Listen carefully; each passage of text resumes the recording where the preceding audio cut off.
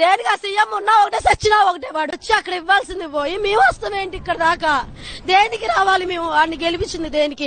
మళ్ళీ ఎలా ఉందమ్మా వాళ్ళ నుంచి సహకారం? ఎలా ఉంది గవర్నమెంట్ నుంచి? అంతా బాగుంది, చాలా బాగా ఇస్తున్నారు. అసలు మనకి ఎక్కువ తినడానికి కూడా ఇంకా ఎక్కువ అవుతుంది అనమాట. అంతా ఇస్తున్నారు. పూటకి 4-5 వస్తున్నారు. గవర్నమెంట్ వాళ్ళు గానీ, పార్టీ వాళ్ళు ఎవరైనా గానీ ఫుడ్ గానీ దేనికి ఏ ఇబ్బంది లేదు. చంటి పిల్లలకి పాల ప్యాకెట్లు కూడా బాగా ఇస్తున్నారు, పెరుగు ప్యాకెట్లు అని అన్ని పంచుతున్నారు. జగన్మోహన్ రెడ్డి గారు ఈ టైంలో ప్రజలకు సేవ చేయండి, ప్రజలు మీరు గవర్నమెంట్ లో ఉన్నారు కదా అని ఆయన వచ్చి ఏదో కొద్ది ధైర్యం చెప్పాల్సింది పోయి దీన్ని కూడా రాజకీయం చేయడం అనేది అది కరెక్ట్ కాదు.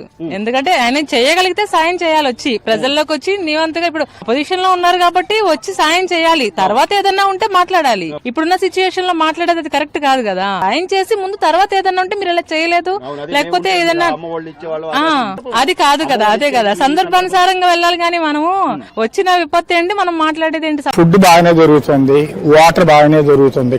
2 ప్యాకెట్లు అయితే 2 రోజులు సరిపోతుంది. వాటిని తప్పు పెట్టాల్సిన అవసరం లేదు. ఈసారి కూడా అనకూడదు, కానీ ఇంకొక 50 సంవత్సరాలు అయినా సరే ఆయన అలాగే ఉంటాడు, ఆయన పేరు అలాగే ఉంటాడు. చంద్రబాబు నాయుడిని అనకూడదు, కానీ మేము బతికున్నంత వరకు గుర్తుపెట్టాం.